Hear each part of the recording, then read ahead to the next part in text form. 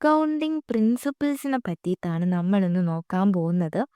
Accounting principles എന്ന് പറഞ്ഞു കഴിഞ്ഞാൽ അസംഷൻസിൻ്റെയും കോൺസെപ്റ്റ്സിൻ്റെയും അതുപോലെ തന്നെ കൺവെൻഷൻസിൻ്റെയും സമ്മാണ് അക്കൗണ്ടിംഗ് പ്രിൻസിപ്പിൾസ് എന്ന് നമുക്ക് പറയാൻ വേണ്ടി പറ്റും. ഓക്കെ, അക്കൗണ്ടിംഗ് പ്രിൻസിപ്പിൾസിൻ്റെ ഒരു 3 സബ് ഡിവിഷൻസ് ആണ് അസംഷൻസ്, കോൺസെപ്റ്റ്സ്, കൺവെൻഷൻ. ഇതെല്ലാം കൂടെ ചേർന്നതിനെയാണ് അക്കൗണ്ടിംഗ് പ്രിൻസിപ്പിൾ എന്ന് വിളിക്കുന്നത്. സോ ഈ അസംഷൻസിൽ നമുക്ക് 2 എണ്ണമാണ് പഠിക്കാനുള്ളത്: going concern and business entity. കോൺസെപ്റ്റ്സിൽ 4 എണ്ണം ഉണ്ട്: substance over form, accrual concepts, duality concept, historical cost and current value. And കൺവെൻഷൻസിലും 4 എണ്ണം തന്നെയാണ്: materiality, prudence, conventions and off settings എന്ന് പറഞ്ഞിട്ട്. ഇനി നമുക്ക് ഫസ്റ്റ് അസംഷൻസ് എന്ന് തുടങ്ങാം. ഓക്കെ, എന്താണ് അസംഷൻസ്? അസംഷൻസ് എന്ന് പറഞ്ഞു കഴിഞ്ഞാൽ വേറൊന്നുമില്ല. അസംഷൻസ് എന്ന് പറഞ്ഞാൽ ഫൗണ്ടേഷൻ ഫോർ അക്കൗണ്ടിങ്. നമ്മുടെ അക്കൗണ്ടിങ്ങിൻ്റെ ഫൗണ്ടേഷനാണ് അസംഷൻസ് എന്ന് നമുക്ക് വേണ്ടി പറയാൻ പറ്റും. അക്കൗണ്ടിങ് ചെയ്യുന്നതിന് മുന്നേ കുറച്ച് ബേസിക് റൂൾസ് ഉണ്ട്. അത് നമ്മൾ എന്ത് ചെയ്യണം? അക്സെപ്റ്റ് ചെയ്യേണ്ടതായിട്ടുണ്ട്. സോ അങ്ങനെയുള്ള ബേസിക് റൂൾസാണ് അസംഷൻസ് എന്ന് പറഞ്ഞു കഴിഞ്ഞാൽ. ഫോർ എക്സാമ്പിൾ, നമ്മളിപ്പോൾ ഒരു ഹൗസ് ബിൽഡ് ചെയ്യുകയാണെന്ന് വിചാരിക്കും. അതിനൊരു സ്ട്രോങ് ഫൗണ്ടേഷൻ ഇല്ലാന്നുണ്ടെങ്കിൽ നമുക്ക് എന്ത് ചെയ്യാൻ വേണ്ടി പറ്റില്ല? ആ വീട് പിന്നീട് അങ്ങോട്ട് നിർമ്മിക്കാൻ വേണ്ടി പറ്റില്ല. അതേപോലെ തന്നെ ഇപ്പോൾ എഫ് എ ആണ് പഠിക്കുന്നത്. ഈ എഫ് എയുടെ ഒരു സ്ട്രോങ് ഫൗണ്ടേഷൻ ഇല്ലാന്നുണ്ടെങ്കിൽ എഫ് പാർ, എസ് പി ആർ ഒക്കെ ഡിഫിക്കൽട്ടായിരിക്കും. അതുപോലെ തന്നെയാണ് അസംഷൻസും. അക്കൗണ്ടിങ് ചെയ്യാൻ വേണ്ടിയിട്ടുള്ള നമ്മുടെ ഫൗണ്ടേഷൻ, അതാണ് അസംഷൻസ്. സോ ഇതിൽ ഫസ്റ്റ് വൺ ആണ് ഗോയിങ് കൺസേൺ. എന്താണ് ഗോയിങ് കൺസേൺ? നമ്മൾ ഈ ബിസിനസ് റൺ ചെയ്യുന്നത് അല്ലെങ്കിൽ ഒരു ബിസിനസ് സ്റ്റാർട്ട് ചെയ്യുന്നത് എന്തിനാണ്? നാളെ അടച്ചുപൂട്ടാൻ വേണ്ടിയിട്ടാണോ? അല്ലെങ്കിൽ ഒരാഴ്ച കഴിഞ്ഞ് നിർത്താൻ വേണ്ടിയിട്ടാണോ? അല്ല, ലോങ് ടേമിൽ ബിസിനസ് നടത്തിക്കൊണ്ട് പോകാൻ വേണ്ടിയിട്ടാണ് നമ്മളെല്ലാവരും ഒരു ബിസിനസ് സ്റ്റാർട്ട് ചെയ്യുന്നത്, അല്ലേ? അത് തന്നെയാണ് ഈ ഗോയിങ് കൺസേൺ കൊണ്ട് ഉദ്ദേശിക്കുന്നത്. നമ്മൾ ലോങ് ടേമിലേക്ക് ബിസിനസ് റൺ ചെയ്യും, നമ്മൾ ഉടനെയൊന്നും ക്ലോസ് ചെയ്യുന്നില്ല എന്നുള്ളതാണ് ഈ ഗോയിങ് കൺസേൺ കൊണ്ട് ഉദ്ദേശിക്കുന്നത്. So assume the business will continue operating in the foreseeable future. ഈ ഫോഴ്സിയബിൾ ഫ്യൂച്ചർ എന്ന് നമ്മൾ ഈ ഗോയിങ് കൺസേൺ പഠിക്കുമ്പോൾ ഇതിൻ്റെ ഡെഫിനിഷനിലൊക്കെ നമുക്ക് കാണാൻ വേണ്ടി പറ്റുന്നതാണ് ഈ ഫോഴ്സിയബിൾ ഫ്യൂച്ചർ എന്ന് പറഞ്ഞാൽ. വേറൊന്നുമില്ല, അറ്റ്ലീസ്റ്റ് ഒരു 12 months എങ്കിലും നമ്മുടെ ബിസിനസ് കണ്ടിന്യൂ ചെയ്യും എന്നുള്ള നമ്മുടെ അസംഷൻ, അതിനെയാണ് ഈ ഫോഴ്സിയബിൾ ഫ്യൂച്ചർ എന്ന് വിളിക്കുന്നത്. സോ ഗോയിങ് കൺസേൺ എന്ന് പറഞ്ഞു കഴിഞ്ഞാൽ the business will keep running, not closing soul. അതാണ് ഗോയിങ് കൺസേൺ കൊണ്ട് ഉദ്ദേശിക്കുന്നത്. അടുത്തതാണ് ബിസിനസ് എൻറ്റിറ്റി. അതായത് നമ്മൾ അക്കൗണ്ടിങ് ചെയ്യുമ്പോൾ ശ്രദ്ധിക്കേണ്ട ഒരു കാര്യം, നമ്മുടെ ബിസിനസ്സും അതുപോലെ തന്നെ ബിസിനസ്സിൻ്റെ ഓണറും സെപ്പറേറ്റ് ആണ്. ബിസിനസ്സിൻ്റെ കാര്യങ്ങളും ഓണറിൻ്റെ കാര്യങ്ങളും കൂടെ നമ്മൾ എന്ത് ചെയ്യാൻ പാടില്ല? കമ്പൈൻ ചെയ്ത് കൂട്ടിക്കുഴയ്ക്കാൻ പാടില്ല. നമ്മൾ എന്താണ് ചെയ്യുന്നത്? ബിസിനസ്സിൻ്റെ കാര്യങ്ങളാണ് റെക്കോർഡ് ചെയ്യുന്നത്. സോ ബിസിനസ്സിൻ്റെ ഓണറും സെപ്പറേറ്റ് ആണ്. നമ്മുടെ ഈ ഓണറിൻ്റെ വീട്ടിൽ റെൻറ്റ് പേ ചെയ്യാനായിട്ടുണ്ട്. സോ ആ റെൻറ്റ് പേ ചെയ്ത് നമ്മുടെ കമ്പനിയുടെ FSC കൊണ്ട് കാണിക്കേണ്ട ആവശ്യമുണ്ടോ? ഇല്ല. അത് ഓണറിൻ്റെ പേഴ്സണൽ ആയിട്ടുള്ള കാര്യങ്ങളാണ്. അതെന്ത് ചെയ്യരുത്? ബിസിനസ്സുമായിട്ട് ലിങ്ക് ചെയ്യരുത്. അതുപോലെ തന്നെ ബിസിനസ്സിൽ നമുക്ക് എന്ത് ചെയ്തിട്ടുണ്ട്? ബിസിനസ്സിൽ നമ്മൾ സെയിൽ ചെയ്ത് നമുക്ക് സെയിൽസ് വഴി നമുക്ക് കുറച്ച് ഇൻകം കിട്ടിയിട്ടുണ്ട്, ഇല്ലേ? ഈ ഇൻകം നമ്മൾ ഈ ബിസിനസ്സിൻ്റെ സ്റ്റേറ്റ്മെൻറ്റ് കാണിക്കാതെ അത് നമ്മുടെ ഓണറിൻ്റെ ഫണ്ട് എന്ന് പറഞ്ഞ് കാണിക്കാൻ വേണ്ടി പറ്റുമോ? ഇല്ല. സോ അതാണ് ഈ ബിസിനസ് എൻറ്റിറ്റി കോൺസെപ്റ്റ് കൊണ്ട് ഉദ്ദേശിക്കുന്നത്. The business is separate from its owners. Only business transactions are recorded in the accounts, not the owner's personal money or expenses. So ഇതാണ് അസംഷൻസ് എന്ന് പറഞ്ഞാൽ. അസംഷൻസിൽ ഇത്രയേ ഉള്ളൂ: ഗോയിങ് കൺസേണും അതുപോലെ തന്നെ ബിസിനസ് എൻറ്റിറ്റിയും. രണ്ടാമത്തതാണ് കോൺസെപ്റ്റ്സ്. എന്താണ് കോൺസെപ്റ്റ്സ് എന്ന് പറഞ്ഞാൽ? കോൺസെപ്റ്റ്സ് എന്ന് പറഞ്ഞു കഴിഞ്ഞാൽ അക്കൗണ്ടിങ് എങ്ങനെയാണ് ചെയ്യേണ്ടത് എന്ന് നമ്മളെ ഗൈഡ് ചെയ്യുന്ന റൂൾസ്. റൂൾസിനെയാണ് നമ്മൾ കോൺസെപ്റ്റ്സ് എന്ന് വിളിക്കുന്നത്. ഫോർ എക്സാമ്പിൾ, നമ്മളിപ്പം ഒരു ബൈക്ക് ഡ്രൈവ് ചെയ്യുകയാണെന്ന് വിചാരിക്കുക. ഓക്കെ, നമ്മൾ എന്തൊക്കെ റൂൾസ് ഫോളോ ചെയ്യേണ്ടതായിട്ടുണ്ട്? ഹെൽമെറ്റ് വിയർ ചെയ്യണം, അതുപോലെ തന്നെ റെഡ് ലൈറ്റ് കണ്ടാൽ സ്റ്റോപ്പ് ചെയ്യണം, കറക്റ്റ് സൈഡിൽ കൂടെ ഡ്രൈവ് ചെയ്യണം. ഇതൊക്കെ എന്താണ്? നമ്മൾ സേഫ്ലി ഡ്രൈവ് ചെയ്യാൻ വേണ്ടിയിട്ട് നമ്മളെ ഗൈഡ് ചെയ്യുന്ന റൂൾസാണ്. അതേപോലെ പ്രോപ്പർലി അക്കൗണ്ടിങ് ചെയ്യാൻ വേണ്ടിയിട്ട് നമ്മുടെ ഗൈഡ് ചെയ്യുന്ന റൂൾസാണ് concepts. So first one, substance over form. ഇത് ഡയറക്റ്റ് ഒരു ഡെഫിനിഷനോ അല്ലെങ്കിൽ മീനിങ്ങോ പറയുന്നതിന് മുന്നേ ഒരു എക്സാമ്പിൾ പറയാം. ഞാൻ എന്ത് ചെയ്യുന്നുണ്ട്? ഞാൻ ഒരാളുടെ, അതായത് ലീസ് എന്ന് പറഞ്ഞു കഴിഞ്ഞാൽ നമ്മൾ അസറ്റ് ഒരാളുടെ നിന്ന് യൂസ് ചെയ്യാൻ വേണ്ടി നമ്മൾ അസറ്റ് വാങ്ങുന്നതിനെയാണ് ലീസ് എന്ന് പറയുന്നത്. സോ ഞാൻ ഒരു കാറ് ലീസിന് എടുക്കുകയാണെന്ന് വിചാരിക്കുക. ഫോർ 3 years, 3 വർഷത്തിന് ഞാനൊരു കാറ് ലീസിനെടുത്തു. ഈ ലീസ് തീരുന്ന ഈ 3-ാം വർഷം, ഓക്കെ, ഈ 3-ാം വർഷം ഞാൻ എന്ത് ചെയ്യും? ഈ കാറ് ബൈ ചെയ്യും. ഓക്കെ എന്ന് പറയുവാണ്. ഓക്കെ, അപ്പൊ ഇവിടെ ലീഗലി നോക്കിക്കഴിഞ്ഞാൽ ഇവിടെ എന്താണ്? ലീസ് എന്ന് പറയുന്ന ഒരു ലയബിലിറ്റി ആണ് ഇവിടെ ഉള്ളത്. ബട്ട് ശരിക്കും പറഞ്ഞാൽ ഞാൻ ഈ കാർ ഓൺ ചെയ്യുന്നില്ലേ? ഇപ്പോഴും ഈ കാർ യൂസ് ചെയ്യുന്ന ഞാനാണ്. ഈ ലീസ് തീരുന്ന ഉടനെ ഞാനിത് വാങ്ങുകയും ചെയ്യും. സോ നമുക്ക് പറയാൻ വേണ്ടി പറ്റും, ഈ കാർ ഞാൻ ഇവഞ്ച്വലി എന്തായാലും ബൈ ചെയ്യും. ഓക്കെ, അല്ലെങ്കിൽ ഞാൻ ഓൺ ചെയ്യും. ഇപ്പോഴും ഞാനാണ് യൂസ് ചെയ്യുന്നത്. സോ നമുക്കിതെന്തായിട്ട് കാണിക്കാൻ വേണ്ടി പറ്റും? അസറ്റായിട്ട് കാണിക്കാൻ വേണ്ടി പറ്റും അല്ലേ? ഇയാൾക്ക് ഈ ലീസിന് എടുത്തപ്പോഴേ ഈ കാർ എന്ത് ചെയ്യാൻ വേണ്ടി പറ്റും? അസറ്റായിട്ട് കാണിക്കാൻ വേണ്ടി പറ്റും. ഓക്കെ, അതിൻ്റെ കൂടെ നമുക്ക് എന്തുണ്ട്? ഒരു ലയബിലിറ്റി ഉണ്ട്. സോ അതാണ് സബ്സ്റ്റൻസ് ഓവർ ഫോം. ലീഗലി പറഞ്ഞു കഴിഞ്ഞാൽ നമ്മളതല്ല ഈ അസറ്റ്. ബട്ട് ഈ ലീസ് തീരുമ്പോൾ നമ്മൾ വാങ്ങുന്നത് കൊണ്ട് നമുക്ക് എന്ത് ചെയ്യാൻ വേണ്ടി പറ്റും? അസറ്റ് ആയിട്ട് നമുക്കിത് കാണിക്കാൻ വേണ്ടി പറ്റും, ഈ കാറ്. അതാണ് substance over form. Okay, substance over. Transactions എങ്ങനെ റെക്കോർഡ് ചെയ്യണം? എക്കണോമിക് എഫക്റ്റിൻ്റെ ബേസിസിൽ വേണം റെക്കോർഡ് ചെയ്യാൻ. അല്ലാതെ ലീഗൽ ഡോക്യുമെൻറ്റ്സിൽ എന്താണോ പറയുന്നത് അതിൻ്റെ ബേസിസിലല്ല, എക്കണോമിക് എഫക്റ്റിൻ്റെ ബേസിസിലാണ് നമ്മൾ എന്ത് ചെയ്യുന്നത്? ട്രാൻസാക്ഷൻസ് റെക്കോർഡ് ചെയ്യുന്നത്. അതാണ് സബ്സ്റ്റൻസ് ഓവർ ഫോം കൊണ്ട് ഉദ്ദേശിക്കുന്നത്. രണ്ടാമത്തതാണ് അക്രൂവൽ അക്കൗണ്ടിങ്. ഇതൊരു മെയിൻ ഇമ്പോർട്ടൻ്റ് ആയിട്ടുള്ള ഒരു കോൺസെപ്റ്റാണ് ഈ അക്രൂവൽ അക്കൗണ്ടിങ് എന്ന് പറഞ്ഞു കഴിഞ്ഞാൽ. അതായത് നമ്മൾ ഇൻകം റെക്കോർഡ് ചെയ്യുക എപ്പോൾ? നമുക്ക് ആ ഇൻകം ഏൺഡ് ആവുമ്പോൾ. അതുപോലെ തന്നെ ഒരു എക്സ്പെൻസ് ഇൻകർ ആവുമ്പോഴത്തേനും നമ്മൾ എന്ത് ചെയ്യണം? എക്സ്പെൻസും റെക്കോർഡ് ചെയ്യണം. അതായത് നമ്മുടെ കയ്യിലിപ്പം ക്യാഷ് വന്നിട്ടില്ല, ബട്ട് ആ ഇൻകം ജനറേറ്റ് ആയിട്ടുണ്ട് എങ്കിൽ റെക്കോർഡ് ചെയ്യുക.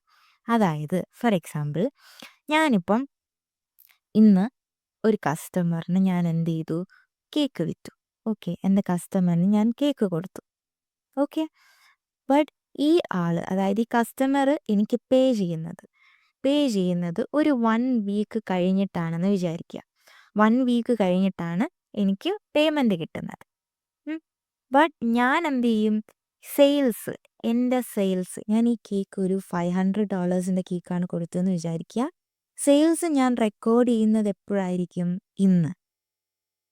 500 രൂപ സെയിൽസ് ഞാൻ ഇന്നായിരിക്കും റെക്കോർഡ് ചെയ്യുന്നത്. അല്ലാതെ ആക്ച്വലി പൈസ എൻ്റെ കയ്യിൽ കിട്ടുമ്പോഴല്ല. സെയിൽസ് നടന്നോ, ഇൻകം എനിക്ക് ഉണ്ടായോ, അതപ്പം തന്നെ എന്ത് ചെയ്യുക? റെക്കോർഡ് ചെയ്യുക. ആക്ച്വലി പൈസ കിട്ടിയത് എപ്പോഴാണോ അപ്പോഴല്ല, ഇൻകം ഏൺ ചെയ്യുമ്പോൾ റെക്കോർഡ് ചെയ്യുക. അതേപോലെ തന്നെ എനിക്കിപ്പം നവംബറിൽ ഒരു ഇലക്ട്രിസിറ്റി ബില്ല് വരുന്നുണ്ട്. ഓക്കെ, ഇലക്ട്രിസിറ്റി ബില്ല് വരുന്നുണ്ട്. ഞാനിത് പേ ചെയ്യുന്നത് ഡിസംബറിലാണെന്ന് വിചാരിക്കും. ഞാൻ ഈ നവംബറിൽ യൂസ് ചെയ്യുന്ന ഇലക്ട്രിസിറ്റിയുടെ ബില്ല് നവംബറിൽ വന്നു. സോ അത് ഞാൻ പേ ചെയ്യുന്നത് ഡിസംബറിലാണ്. ബട്ട് എനിക്ക് എക്സ്പെൻസ് ഇൻകർ ആവുന്നത് എപ്പോഴാണ്? നവംബർ. സോ ഞാൻ ഈ നവംബറിൽ തന്നെ ആ എക്സ്പെൻസ് ഇൻകർ ആവുമ്പോൾ തന്നെ എന്ത് ചെയ്യണം? റെക്കോർഡ് ചെയ്യണം. അല്ലാതെ ആക്ച്വലി എൻ്റെ കയ്യിൽ നിന്ന് പൈസ പോകുമ്പോൾ അല്ല. ഇതാണ് അക്രൂവൽ അക്കൗണ്ടിങ്. നമ്മൾ അക്കൗണ്ടിങ് ചെയ്യുന്നത് അല്ലെങ്കിൽ എഫ് പ്രിപ്പയർ ചെയ്യുന്നതെല്ലാം അക്രൂവൽ അക്കൗണ്ടിങ് ബേസിസിലാണ്. So record, income earned, expense incurred, not cash moves. അടുത്ത മൂന്നാമത്തതാണ് duality, double entry concept. Duality പറയുന്നത് എവറി ട്രാൻസാക്ഷൻ, ഓരോ ട്രാൻസാക്ഷൻസിനും 2 എഫക്ട്സ് ഉണ്ടെന്നാണ്. 2 എഫക്ട്സ് ഉണ്ടെന്നാണ്. ഏതൊക്കെയാണ് ആ 2 എഫക്റ്റ്? ഡെബിറ്റും ക്രെഡിറ്റും. എന്താണ് ഈ ഡെബിറ്റും ക്രെഡിറ്റും എന്നറിയാത്തവർക്ക് വേണ്ടിയിട്ട് ഞാനൊരു വീഡിയോ ചെയ്യുന്നുണ്ട് ഡീറ്റെയിൽഡ് ആയിട്ട്. So every transaction has 2 effect. ഒരു ഡെബിറ്റും ഒരു ക്രെഡിറ്റും എന്തായാലും ഉണ്ടായിരിക്കും. ഫോർ എക്സാമ്പിൾ, ഞാനൊരു ലാപ്ടോപ്പ് മേടിക്കുകയാണെന്ന് വിചാരിക്കുക ഫോർ ക്യാഷ്. ക്യാഷ് കൊടുത്ത് ഞാൻ എന്ത് ചെയ്യുന്നു? ഒരു ലാപ്ടോപ്പ് മേടിക്കുവാൻ ഫോർ ഒരു $1,00,000. ഇവിടെ എന്തൊക്കെയാണ് സംഭവിച്ചത്? ഇവിടെ എൻ്റെ കയ്യിലുള്ള ക്യാഷ് പോയി, അല്ലേ? ക്യാഷ് പോയി. ക്യാഷ് എന്ന് പറയുന്നത് ഒരു അസറ്റാണ്. അസറ്റ് കുറഞ്ഞു. അസറ്റ് കുറയുമ്പോൾ നമ്മൾ ക്രെഡിറ്റാണ് ചെയ്യുന്നത്. അതുപോലെ തന്നെ ലാപ്ടോപ്പ് നമ്മുടെ കയ്യിലേക്ക് വന്നു. ലാപ്ടോപ്പ് ഓൾസോ ഒരു അസറ്റാണ്. അസറ്റ് ഇൻക്രീസ് ചെയ്തു. അസറ്റ് ഇൻക്രീസ് ചെയ്താൽ ഡെബിറ്റ്. സോ ഈ ഒരു ട്രാൻസാക്ഷനുമായി ബന്ധപ്പെട്ട് ഇവിടെ എത്ര എഫക്റ്റ് ഉണ്ടായി? 2 എഫക്റ്റ്, ഒരു ഡെബിറ്റും ഒരു ക്രെഡിറ്റും. അതാണ് ഡ്യുവാലിറ്റി കൺസെപ്റ്റ് പറയുന്നത്. Every transaction has 2 effect. ഇനി കോൺസെപ്റ്റ്സിലുള്ള ലാസ്റ്റ് കോൺസെപ്റ്റാണ് historical cost and current value. Actually ഇത് നമുക്ക് പറയാൻ വേണ്ടി പറ്റും, ഇതൊരു കോൺസെപ്റ്റും അതുപോലെ തന്നെ ഇതൊരു കൺവെൻഷനുമാണ്. കൺവെൻഷൻസ് എന്താണെന്ന് നമുക്ക് പറയാം, അടുത്ത് തന്നെ പറയുന്നുണ്ട്. So historical cost and current value, ഇതിനെ നമുക്കൊരു കോൺസെപ്റ്റ് എന്നും കൺവെൻഷൻ എന്നും പറയാൻ വേണ്ടി പറ്റും. എന്താണ് ഹിസ്റ്റോറിക്കൽ കോസ്റ്റ് എന്ന് കൊണ്ട് ഉദ്ദേശിക്കുന്നത്? ഹിസ്റ്റോറിക്കൽ, നമ്മൾ ഈ ഹിസ്റ്ററി ഒക്കെ പണ്ട് പഠിച്ചിട്ടില്ലേ? എന്താണ് ഈ ഹിസ്റ്ററി മീൻസ്? അതായത് കഴിഞ്ഞ സംഭവങ്ങൾ ഇല്ലേ? അതേപോലെ നമ്മളൊരു അസറ്റ് പർച്ചേസ് ചെയ്തത് ഒരു 5 ഇയർ ബിഫോർ ആണെന്ന് വിചാരിക്കുക. 5 ഇയർ ബിഫോർ നമ്മളൊരു അസറ്റ് പർച്ചേസ് ചെയ്തു. പർച്ചേസ് ചെയ്തത് ഒരു $2,00,000 വിചാരിക്കുക. ഓക്കെ, നമ്മൾ ഈ അസറ്റിനെ നമ്മൾ ഈ സ്റ്റേറ്റ്മെൻറ്റ്സിൽ കാണിക്കുമ്പോൾ ഈ അസറ്റിൻ്റെ വില എത്രയായിട്ട് തന്നെ കാണിക്കണം? 2 lakh ആയിട്ട് തന്നെ കാണിക്കണം. 2 lakh തന്നെ കാണിക്കണം. ഓക്കെ, കറൻ്റ്ലി ഇതിനിപ്പോൾ മാർക്കറ്റിലൊരു 2,50,000 റുപ്പീസ് ഉണ്ടെന്ന് വിചാരിക്കുക. എന്നും പറഞ്ഞ് നമ്മുടെ അസറ്റിൻ്റെ വില 2,50,000 റുപ്പീസ് ആണെന്ന് നമുക്ക് കാണിക്കാൻ വേണ്ടി പറ്റുമോ? പറ്റില്ല. സോ അസറ്റ് ഓൾവേസ് ഹിസ്റ്റോറിക്കൽ കോസ്റ്റിലായിരിക്കണം കാണിക്കേണ്ടത്. ഒറിജിനൽ പർച്ചേസ് പ്രൈസിൽ വേണം കാണിക്കാൻ. അതാണ് ഹിസ്റ്റോറിക്കൽ കോസ്റ്റ് കൊണ്ട് ഉദ്ദേശിക്കുന്നത്. ഓക്കെ, ബട്ട് ഇൻ കേസ് നമ്മുടെ കമ്പനി ഈ അസറ്റ് റീവാലുവേഷൻ നടത്തുവാണെന്ന് വിചാരിക്കുക. ഓക്കെ, റീവാലുവേഷൻ നടത്തുവാണെന്നുണ്ടെങ്കിൽ നമ്മൾ പിന്നെ ബുക്സിൽ കാണിക്കുന്നത് എന്തിൻ്റെ ബേസിസിലായിരിക്കും? കറണ്ട് വാല്യൂവിൻ്റെ ബേസിസിലായിരിക്കും. അതായത് റീവാലുവേഷൻ ചെയ്തപ്പോൾ നമുക്ക് 2,50,000 ആണ് എന്നുണ്ടെങ്കിൽ ഇനി നമുക്ക് എന്ത് ചെയ്യാൻ വേണ്ടി പറ്റും? ഇവിടെ നമ്മുടെ ബുക്സിൽ 2,50,000 ആയിരിക്കും പിന്നെ ഈ അസറ്റിൻ്റെ വാല്യൂ എന്ന് പറയുന്നത്. പിന്നെ അങ്ങോട്ട് ഈ അസറ്റിൻ്റെ വാല്യൂ 2,50,000 ആയിരിക്കും. സോ അതാണ് കറണ്ട് വാല്യൂ മീൻസ്. അതായത് കറൻ്റ്ലി നമ്മുടെ മാർക്കറ്റിൽ ഇപ്പോൾ എത്ര രൂപയാണോ ഈ അസറ്റിന് വിലയുള്ളത്, present worth of the asset, അതാണ് ഈ കറണ്ട് വാല്യൂ കൊണ്ട് ഉദ്ദേശിക്കുന്നത്. സോ നമ്മൾ അസറ്റ് നോർമലി റെക്കോർഡ് ചെയ്യുന്നത് ഹിസ്റ്റോറിക്കൽ കോസ്റ്റിലാണ്, അതായത് ഒറിജിനൽ പർച്ചേസ് പ്രൈസിലാണ്. ബട്ട് ആഫ്റ്റർ റീവാലുവേഷൻ നമ്മൾ എന്താണ്? We use current value. നമ്മൾ ബുക്സിൽ പിന്നീട് current value means present worth ആണ് കാണിക്കുക. സോ ഈ 4 ആയിരുന്നു എന്തെന്ന് പറഞ്ഞാൽ നമ്മുടെ കോൺസെപ്റ്റ്സ്. നമ്മൾ സബ്സ്റ്റൻസ് ഓവർ ഫോം കണ്ടു, നമ്മൾ എക്കണോമിക് റിയാലിറ്റി വേണം റെക്കോർഡ് ചെയ്യാൻ, not just legal form. Accrual concept എന്താണ്? ഇൻകം ഏൺ ചെയ്യുമ്പോഴും എക്സ്പെൻസ് ഇൻകർ ആവുമ്പോഴും നമ്മൾ ട്രാൻസാക്ഷൻസ് റെക്കോർഡ് ചെയ്യണം, അല്ലാതെ അവിടെ ക്യാഷ് മൂവ്മെൻറ്റ്സ് അല്ല നോക്കേണ്ടത്. Duality means every transaction has two effect, ഡെബിറ്റും ക്രെഡിറ്റും. Historical cost and current value എന്ന് പറഞ്ഞാൽ, ഹിസ്റ്റോറിക്കൽ കോസ്റ്റ് എന്ന് പറഞ്ഞു കഴിഞ്ഞാൽ original purchase price and current value means present worth. ഇനി നമ്മൾ നോക്കാൻ പോകുന്നത് കൺവെൻഷൻസിനെ പറ്റിയാണ്. എന്താണ് കൺവെൻഷൻസ്? നമ്മുടെ അക്കൗണ്ടിങ് ഫെയർ ആൻഡ് സ്മൂത്ത് ആയിട്ട് പോവാൻ വേണ്ടിയിട്ട് ഉള്ള ട്രഡീഷണൽ ഗൈഡ് ലൈൻസിനെയാണ് കൺവെൻഷൻസ് എന്ന് വിളിക്കുന്നത്. Traditional guidelines.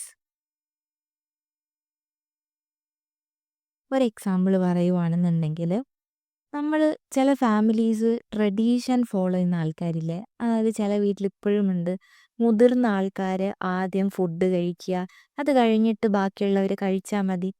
അത് ആ ഫാമിലി ഫോളോ ചെയ്യുന്ന ഒരു ട്രഡീഷണൽ ആയിട്ടുള്ളൊരു ഗൈഡ് ലൈനാണ്. അതേപോലെ നമ്മൾ അക്കൗണ്ടിങ് ചെയ്യുന്ന സമയത്ത് നമ്മൾ എന്ത് ചെയ്യാറുണ്ട്? കുറച്ച് ട്രഡീഷണൽ ഗൈഡ് ലൈൻസ് ഫോളോ ചെയ്യാറുണ്ട്. അതൊക്കെയാണ് ഇനി നമ്മൾ നോക്കാൻ പോകുന്നത്. മെറ്റീരിയാലിറ്റി എന്ന് പറഞ്ഞു കഴിഞ്ഞാൽ നമ്മുടെ ഡിസിഷൻസിൻ്റെ, അത് നമ്മുടെ യൂസേഴ്സിൻ്റെ ഡിസിഷൻസിനെ ഇൻഫ്ലുവൻസ് ചെയ്യാൻ പറ്റുന്ന അല്ലെങ്കിൽ ഇൻഫ്ലുവൻസ് ചെയ്യുന്ന രീതിക്കുള്ള ഐറ്റംസ് നമ്മൾ എന്ത് ചെയ്യണം? ആക്യുറേറ്റ് ആയിട്ട് റിപ്പോർട്ട് ചെയ്തിരിക്കണം എന്നുള്ളതാണ് മെറ്റീരിയാലിറ്റി കൊണ്ട് ഉദ്ദേശിക്കുന്നത്. ഓക്കെ, ഫോർ എക്സാമ്പിൾ, അതായത് നമ്മുടെ കമ്പനിയിൽ ഒരു പെൻ മേടിച്ചു എന്ന് വിചാരിക്കുക. ഓക്കെ, ഒരു പെൻ മേടിച്ചു ഒരു $10. ഈ $10 മേടിച്ച ഈ പെന്ന് മേടിച്ച കാര്യം നമ്മൾ എന്ത് ചെയ്തിട്ടില്ല? FSൽ റെക്കോർഡ് ചെയ്തിട്ടില്ല.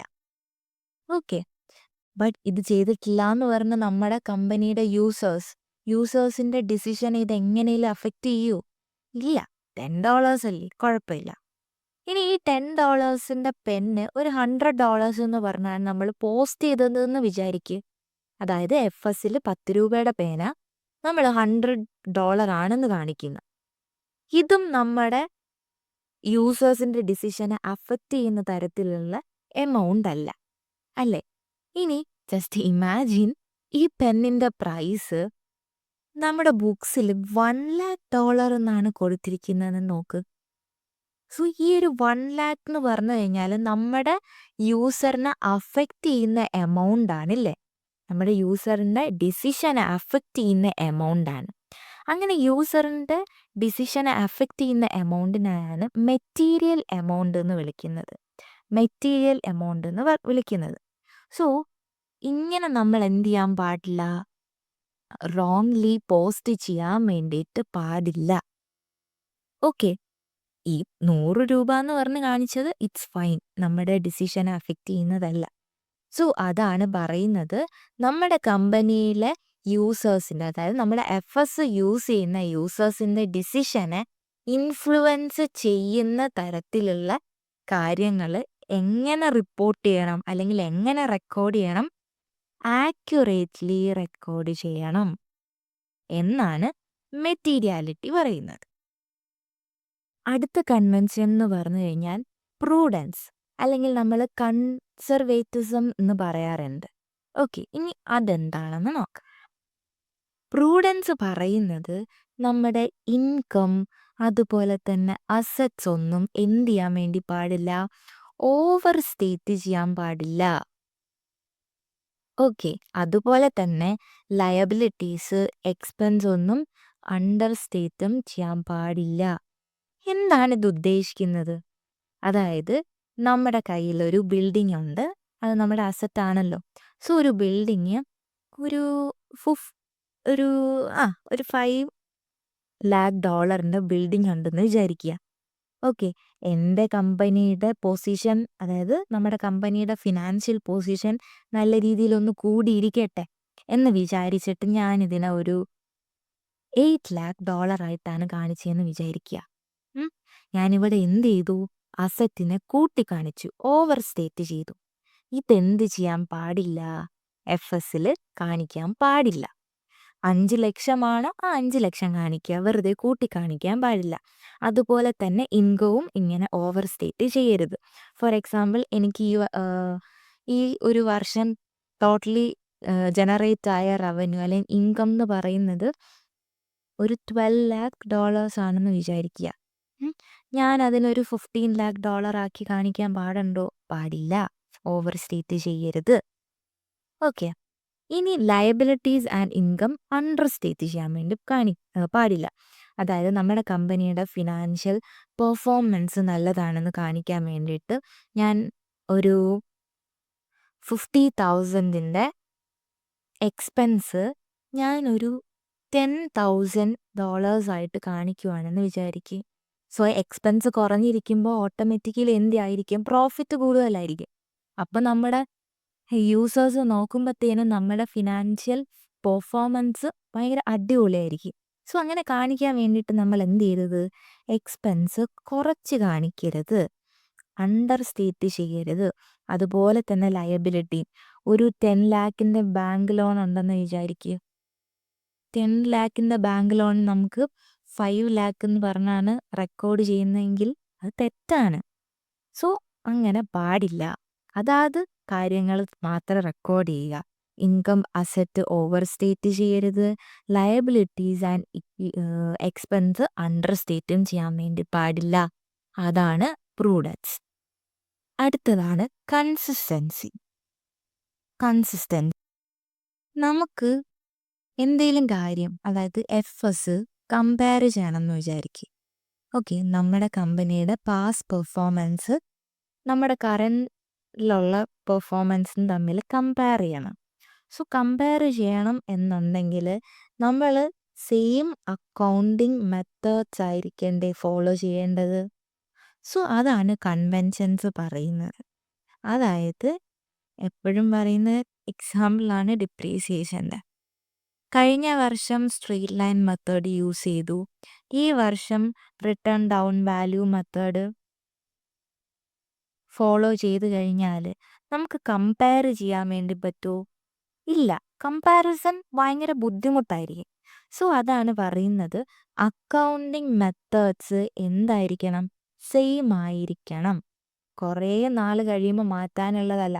ഇൻ കേസ് അവിടെ മാറ്റണം എന്നെന്തേലും ഇപ്പം ലോ പറയുവാണ്, അല്ലെങ്കിൽ നമ്മുടെ മാനേജ്മെൻറ്റ് എന്തെങ്കിലും ഡിസിഷൻസ് എടുക്കുവാണ് എന്നുണ്ടെങ്കിൽ ഇറ്റ്സ് ഫൈൻ. ബട്ട് ഓരോ തവണ ഓരോ മെത്തേഡ് നമുക്ക് തോന്നിയ രീതിക്ക് ചെയ്യാൻ വേണ്ടി പറ്റില്ല. അവിടെ ഒരു കൺസിസ്റ്റൻസി ഫോളോ ചെയ്യണം. നമ്മുടെ ലാസ്റ്റ് വണ്ണാണ് ഓഫ് സെറ്റിംഗ്. ഓഫ് സെറ്റിംഗ് വേറൊന്നുമല്ല, നമ്മൾ ഫുൾ വാല്യൂസ് കാണിക്കുക, നെറ്റ് ഓഫ് ചെയ്യരുത് എന്നാണ് പറയുന്നത്. നെറ്റ് ഓഫ് ചെയ്യാണ്ടിരിക്കുക മീൻസ്, ഒരു എക്സാമ്പിൾ പറയുവാണെന്നുണ്ടെങ്കിൽ നമുക്കൊരു നമ്മുടെ FSൽ ജസ്റ്റ് കാണിക്കുവാണ്, നമ്മുടെ കമ്പനി പ്രോഫിറ്റ് $2,000 ഉണ്ടാക്കിയിട്ടുണ്ട്. ഇങ്ങനെ കാണിച്ചാൽ മതിയോ? ഇല്ല. നമ്മൾ എങ്ങനെ തന്നെ കാണിക്കണം? നമുക്കൊരു ഇൻകം $15 ഉണ്ടായിട്ടുണ്ട്, നമ്മുടെ എക്സ്പെൻസ് ഒരു $30 ഉണ്ടായിട്ടുണ്ട്, അങ്ങനെ നമുക്കൊരു $20,000 പ്രോഫിറ്റ് ജനറേറ്റ് ആയി. ഇങ്ങനെ കാണിക്കണം, അല്ലാതെ ഇങ്ങനെയല്ല. സോ നെറ്റ് ഓഫ് ചെയ്യരുത്, ഫുൾ വാല്യൂസ് തന്നെ FS കാണിക്കുക. അതാണ് ഓഫ് സെറ്റിംഗ് കൊണ്ട് ഉദ്ദേശിക്കുന്നത്. ഇത് ഇൻകം ആൻഡ് എക്സ്പെൻസിൻ്റെ കേസ് മാത്രമല്ല, നമ്മുടെ അസറ്റ്സും ലയബിലിറ്റീസ് ഓൾസോ നെറ്റ് ഓഫ് ചെയ്യരുത്. അസറ്റ് എത്രയുണ്ടെന്നും ലയബിലിറ്റീസ് എത്രയുണ്ടെന്നും സെപ്പറേറ്റ്ലി തന്നെ കാണിക്കുക, നെറ്റ് ഓഫ് ചെയ്യരുത്. അപ്പം നമ്മളിപ്പം കൺവെൻഷൻസ് ആണ് പഠിച്ചുകൊണ്ടിരുന്നത്. അതിൽ മെറ്റീരിയാലിറ്റി പറഞ്ഞു, പ്രൂഡൻസ് പറഞ്ഞു, കൺവെൻഷൻസ് പറഞ്ഞു, ഓഫ് സെറ്റിംഗ് പറഞ്ഞു. സോ ഈ അസംഷൻസ്, അതുപോലെ തന്നെ കോൺസെപ്റ്റ്സ്, കൺവെൻഷൻസ്, ഇതിനെ എല്ലാം കൂടെ, അതായത് ഈ going concern, business entity, separate over form, accrual concept, duality concept, അങ്ങനെയുള്ള ഈ എല്ലാ സംഭവം ഇതിനെ എല്ലാത്തിനെയും കൂടെ വിളിക്കുന്നതാണ് അക്കൗണ്ടിങ് പ്രിൻസിപ്പിൾസ്.